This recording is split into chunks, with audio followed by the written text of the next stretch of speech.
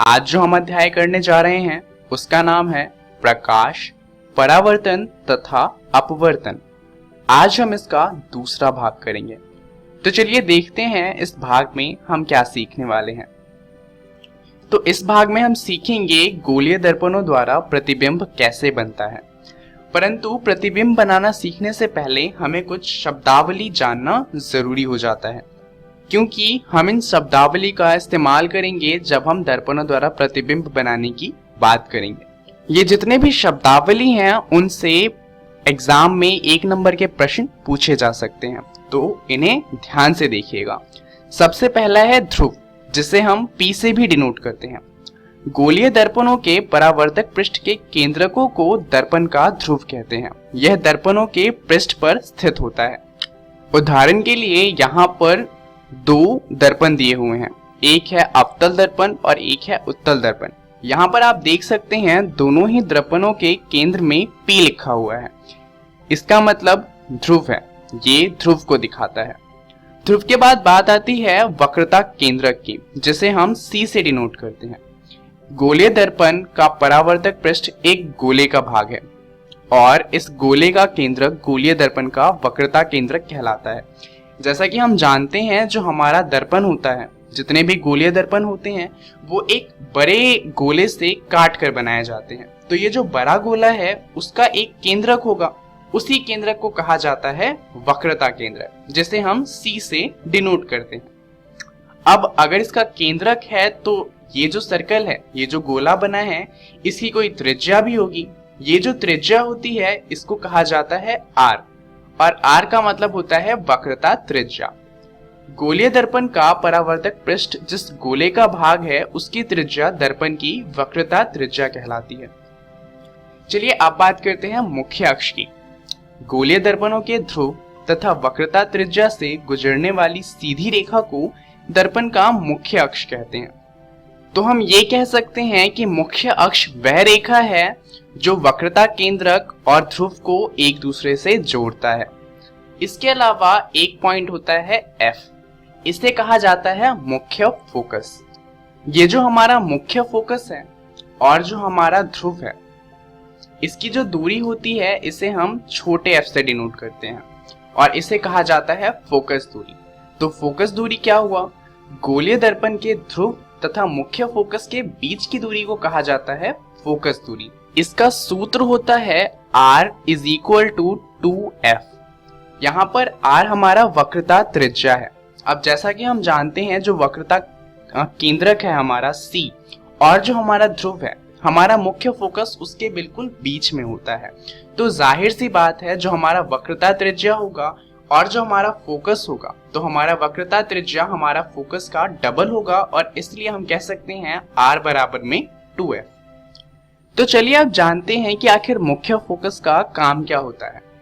अगर हम बात करें अवतल दर्पण की, तो अवतल दर्पण का जो मुख्य फोकस होता है वो दूर से आने वाली जितनी भी रेखा होती है उन सभी को फोकस पे लाता है। यानी कि अगर अनंत पर कोई हमारा बिंब रखा हुआ है तो उसका प्रतिबिंब बनेगा फोकस पे, क्योंकि अनंत से आने वाली सारी रेखाएं जाकर मिलेंगी हमारे फोकस पे। अगर हम वहीं उत्तल दर्पण की बात करें तो उत्तल दर्पण पे अनंत से जितनी भी रेखाएं आती हैं वो अलग अलग दिशाओं में चली जाती हैं, परंतु अगर हम उन दिशाओं को पीछे की तरफ लेके आए तो ऐसा प्रतीत होता है कि जितनी भी रेखाएं हैं वो पीछे की तरफ एक पॉइंट पर मिल रही हैं, जो कि पॉइंट होता है हमारा फोकस। तो यहाँ पर हम कह सकते हैं कि दर्पण के पीछे फोकस बनता है उत्तल दर्पण के केस में, क्योंकि यहाँ पर रेखाएं क्योंकि आगे जाकर बिखर जाती हैं, ऐसा लगता है कि वो पीछे फोकस से निकली हों। तो हमारी शब्दावली यहीं पर समाप्त होती है। अब हम देख सकते हैं कि दर्पणों द्वारा प्रतिबिंब बनता कैसे है, परंतु उससे पहले आइए ये जानते हैं कि हमें देखने क्या क्या चीजें हैं। सबसे पहले हमें साइज को देखना है कि क्या जो हमारा प्रतिबिंब बना है वो छोटा है या फिर समान साइज का है। दूसरा हमें देखना होता है स्थान, कि आखिर जो हमारा प्रतिबिंब है वो वास्तविक है अथवा आभासी है।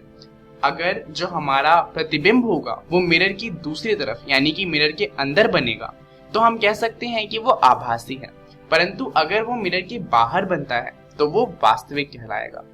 और हम इसकी प्रकृति के बारे में भी जानेंगे कि क्या वे आवर्धित है या फिर नहीं है। तो अब अगर हम दर्पणों द्वारा प्रतिबिंब बनाना सीखेंगे तो जाहिर सी बात है कि हमें परावर्तन के कुछ नियम पढ़ने होंगे गोलीय दर्पणों के लिए। चलिए उन्हें जान लेते हैं। दर्पणों के मुख्य अक्ष के समांतर प्रकाश की किरण परावर्तन के पश्चात अवतल दर्पण के मुख्य फोकस से गुजरेगी अथवा उत्तल दर्पण के मुख्य फोकस से अपसारित होती हुई प्रतीत होगी। इसका मतलब ये है कि अगर हम अवतल दर्पण की बात करें तो वहां पर अगर कोई सी भी रेखा या फिर प्रकाश की किरण फोकस से गुजरेगी तो जो हमारा मुख्य अक्ष है उसके समांतर चली जाएगी, और इसका उल्टा भी सही होता है। यानी कि अगर कोई रेखा और प्रकाश की किरण हमारे मुख्य अक्ष के समांतर आएगी तो वो फोकस से पास करेगी। अगर हम उत्तल दर्पण की बात करें तो यहाँ पर क्या होता है कि जितनी भी प्रकाश किरणें आती हैं वो अलग दिशाओं में फैल जाती हैं, परंतु ऐसा प्रतीत होता है अगर कोई रेखा मुख्य अक्ष के समांतर आ रही है तो ऐसा प्रतीत होता है कि वो फोकस पे मिलेगी पीछे की तरफ अगर हम रेखा को बढ़ाएं तो। चलिए अब जानते हैं दूसरा रूल। गोलीय दर्पण के वक्रता केंद्र से गुजरने वाली किरण परावर्तन के पश्चात उसी पथ के अनुदिशा वापस परिवर्तित हो जाती है। इसका मतलब ये है कि जो हमारा सी पॉइंट है उससे कोई रेखा आती है हमारे दर्पण पे, तो जिस एंगल से वो आई है उसी पथ पे वो वापस भी चली जाएगी। चलिए फाइनली अब बचता है हमारा आखिरी रूल। हमारा आखिरी रूल है आपतित तथा परावर्तित किरणें आपतन बिंदु यानी कि P पर मुख्य अक्ष से समान कोण बनाते हुए परावर्तन के नियमों का पालन करती हैं। इसका मतलब ये है कि जो हमारा P पॉइंट है उस पे कोई किरण आएगी तो वो जिस एंगल पर आएगी उसी एंगल पर वो परावर्तित भी हो जाएगी, जैसा कि आप इमेज में देख सकते हैं। तो अब हमने सारे रूल पढ़ लिए और हमने सारे के सारे शब्दावली जान लिए। अब फाइनली हम दर्पणों द्वारा प्रतिबिंब बनाना सीख सकते हैं। तो यहाँ पर चलिए शुरुआत करते हैं अवतल दर्पण से। अब हमें करना क्या है कि सबसे पहले जो हमारा बिंब है उसे हम सबसे दूर रखेंगे, यानी कि अनंत पे रखेंगे, और धीरे धीरे इस बिंब को पास लाते जाएंगे और देखेंगे कि जो हमारा प्रतिबिंब है उसमें क्या बदलाव हो रहा है।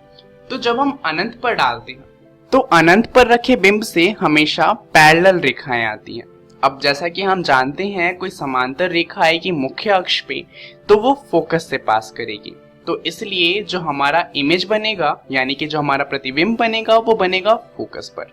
ये अत्यधिक छोटा होगा और ये बिंदु के आकार का होगा, और क्योंकि ये इमेज की उसी तरफ बना है जिस तरफ इमेज है तो हम कह सकते हैं कि ये एक वास्तविक इमेज होगा और ये उल्टा होगा। अब इसके बाद हमें वस्तु को थोड़ा पास लाना है, तो अब हम क्या करते हैं कि सी से थोड़ा सा पीछे रखते हैं ऐसे। अब यहाँ पर आप देख सकते हैं एक रेखा हमने सेंटर से पास करी है यानी कि वक्रता केंद्रक से, और दूसरी समांतर पास करी है मुख्य अक्ष से जो फोकस से पास हो जाएगी। तो यहाँ पर जो हमारा प्रतिबिंब बनेगा वो बनेगा F तथा C के बीच में। यहाँ पर जो बनेगा इमेज वो छोटा होगा और वास्तविक होगा तथा उल्टा होगा। जब हम वस्तु को थोड़ा और पास लाएंगे यानी कि इस बार हम इसे रखते हैं C पर, तो C पर रखने पर हम देखेंगे कि जो प्रतिबिंब बनता है वो भी C पर ही बनता है, और जो साइज है वो समान साइज है और ये वास्तविक है तथा उल्टा है। अब तक आपने एक बात नोटिस करी होगी कि जैसे जैसे हम वस्तु को पास लाते जा रहे हैं जो हमारा साइज है वो बढ़ता जा रहा है। पहले बिंदु के आकार का था, फिर छोटा हुआ और अब समान साइज का हो गया, और जितने भी हैं वो सभी वास्तविक बने हैं तथा उल्टे बने हैं। अब इसके बाद हम इसे थोड़ा और पास लाएंगे यानी कि हम इसे C तथा F के बीच में रखेंगे। यहाँ पर जो हमारा बनेगा प्रतिबिंब वो बनेगा C से परे, ये विवर्धित होगा यानी कि ये बड़ा होगा, और ये वास्तविक होगा तथा उल्टा होगा। अब इसके बाद हम इसे थोड़ा और पास लाते हैं यानी कि इस बार हम इसे फोकस पर रखते हैं। तो फोकस पर रखने पर जो हमारा प्रतिबिंब बनेगा वो बनेगा अनंत पर, और यहाँ पर जो साइज होगा वो अत्यधिक विवर्धित होगा, क्योंकि अनंत पर बना कोई भी प्रतिबिंब बहुत ज्यादा बड़ा होता है। और इस बार भी जो हमारा इमेज बनेगा वो वास्तविक होगा तथा उल्टा होगा। अब आप देख सकते हैं कि अब तक जो हमारा साइज है प्रतिबिंब का वो बढ़ता जा रहा है। पहले पॉइंट साइज था, फिर छोटा हुआ, फिर बड़ा हुआ और अब अनंत पर बना है। परंतु अनंत से ज्यादा बड़ा नहीं हो सकता, यानी कि अब साइज इससे छोटा ही रहेगा। तो अब हम क्या करते हैं, वस्तु को थोड़ा और पास लाते हैं, यानी कि F तथा P के बीच में रखते हैं। यहाँ पर जो हमारा इमेज बनेगा वो पहली बार दर्पण के पीछे बनेगा, यानी कि ये वास्तविक नहीं रहा। यहाँ पर जो इमेज होगा वो विवर्धित होगा, यानी कि बड़ा होगा और पहली बार आभासी तथा सीधा होगा। तो अवतल दर्पण के 6 केस होते हैं, जिसमें से 5 में वास्तविक इमेज बनती है और सिर्फ एक ऐसा केस है जिसमें आभासी तथा सीधी इमेज बनती है। परंतु अगर हम उत्तल दर्पण की बात करें तो ये सिर्फ आभासी इमेज ही बनाता है और इसके सिर्फ 2 ही केस हैं। तो चलिए जल्दी से उन्हें भी जान लेते हैं। पहला, जब वस्तु अनंत पर होगी तो इसमें क्या होता है कि इसमें भी इमेज फोकस पर बनती है, परंतु इस बार क्योंकि उत्तल दर्पण का फोकस जो हमारा दर्पण है उसके पीछे होता है, इसलिए फोकस पर इमेज बनेगी दर्पण के पीछे। ये भी अत्यधिक छोटी होगी और आभासी होगी तथा सीधी होगी। अब इसके बाद ऑब्जेक्ट यानी कि हमारे वस्तु को थोड़ा और पास लाना है, तो अब हम इसे अनंत तथा P के बीच में रखते हैं। इस बार P तथा F के बीच में दर्पण के पीछे हमारा प्रतिबिंब बनेगा।